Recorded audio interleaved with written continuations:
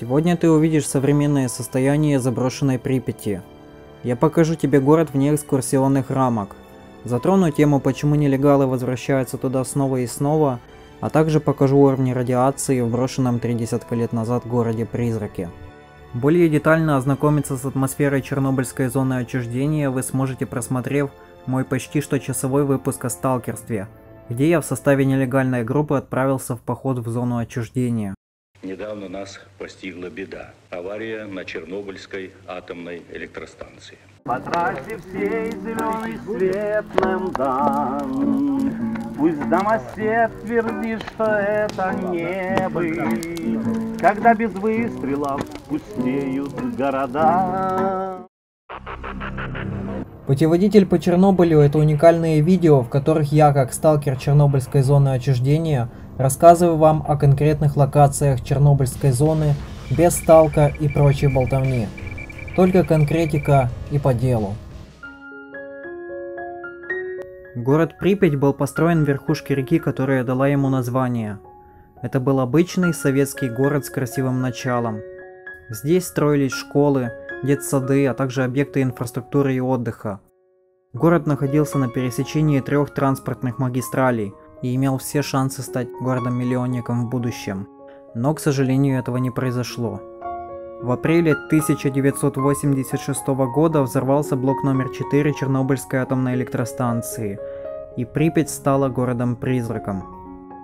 Среди сталкеров постоянно ведется спор, чем же цепляет Припять, и, если честно, все сходятся на одном – это ее атмосфера. Заброшенный парк аттракционов, где стоит колесо обозрения, центр города, где расположены объекты инфраструктуры и отдыха, целый город, где проживало 50 тысяч жителей, ныне полностью пустой и открыт для исследования. Либо легально, либо как сталкер, и каким способом это будешь делать ты, решать только тебе.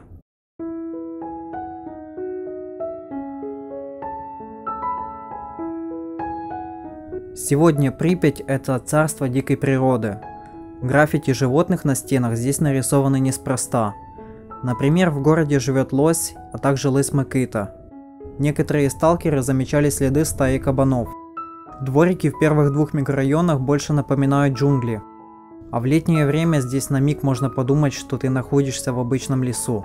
Но стоит пройти метров 100, как перед тобой появляется многоэтажка. Зимой, напротив, город показывает себя в мрачных тонах.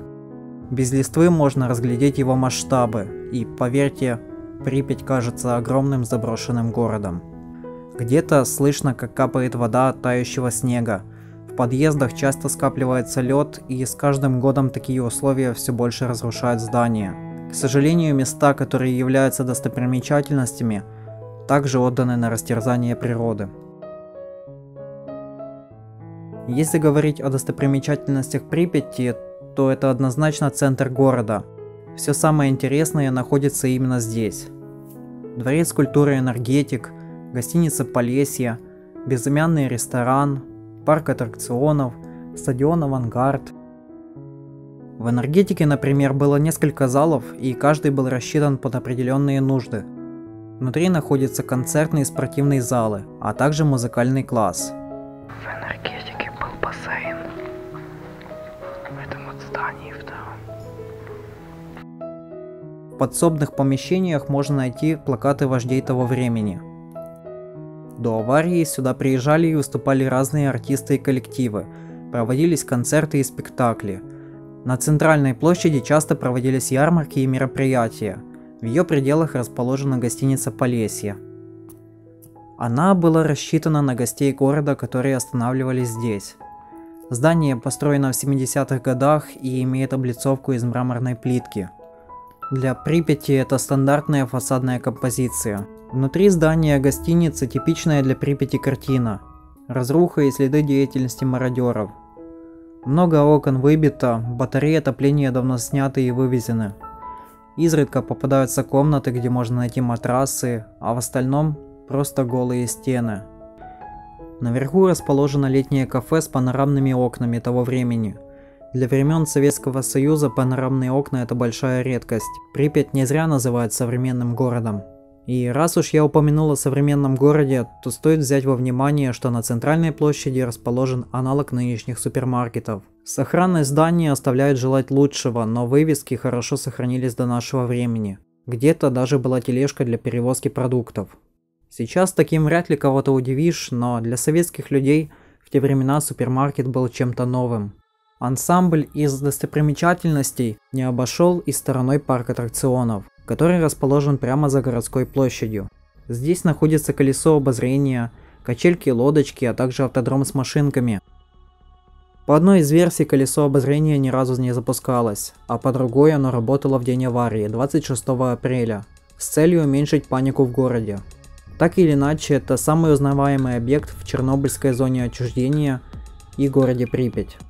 Парк аттракционов – место немного грязное в плане радиации.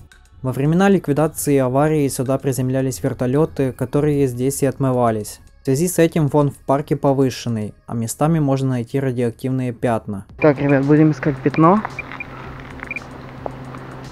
Ну, все до милика дойдет. Ну да. Конечно, это печальное состояние в городе.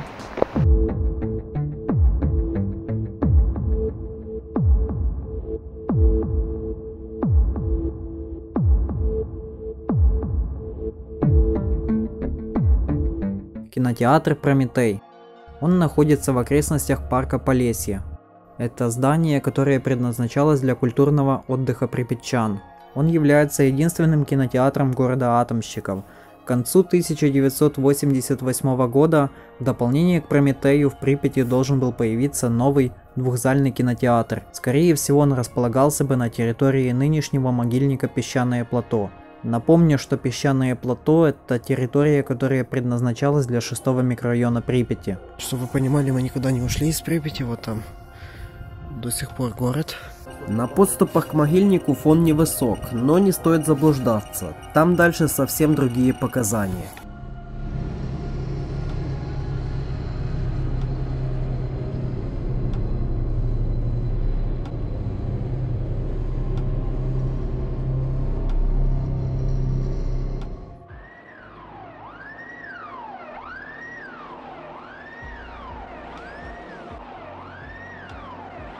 Недалеко от пристани расположилась медико-санитарная часть номер 126.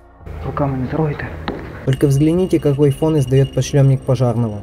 Дозиметр резко начинает регистрировать сумасшедшие дозы. Именно туда 35 лет назад, на утро 26 апреля, привезли первых пострадавших с блока номер 4. Это персонал станции и первые герои Чернобыля. Пожарные. На сегодня медсанчасть номер 126 ни на каплю не изменила свою мрачную атмосферу. Я ходил по ее коридорам всего один раз, и этого раза мне хватило, чтобы ощутить на себе всю обстановку происходящего там утром 26 апреля. О вреде курения.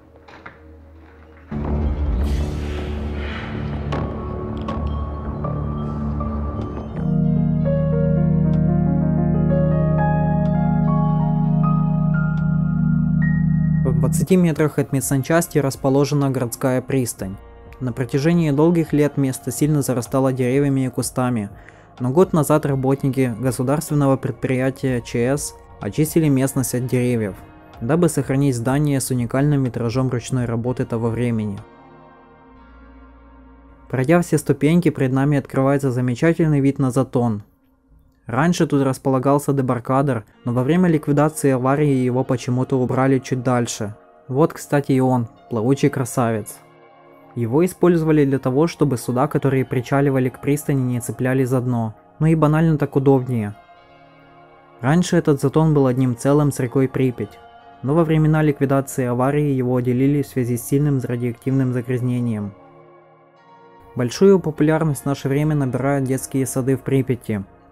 Связано это с тем, что сталкер Станислав Полесский вместе с женой Викой восстановили несколько садиков. Попав сюда, мы будто переместились на мгновение в 1986 год. Уж очень атмосферно и антуражно тут все выглядит. На полках лежит литература и аккуратно выставленные детские игрушки. Словно всего лишь год назад случилась авария, и мародеры еще не успели сюда добраться. К сожалению, садик разрисовали вандалы, которые портят внешний вид Припяти уже который год. Сколько бы люди ни старались сделать что-то хорошее, всегда найдется тот, кто это уничтожит.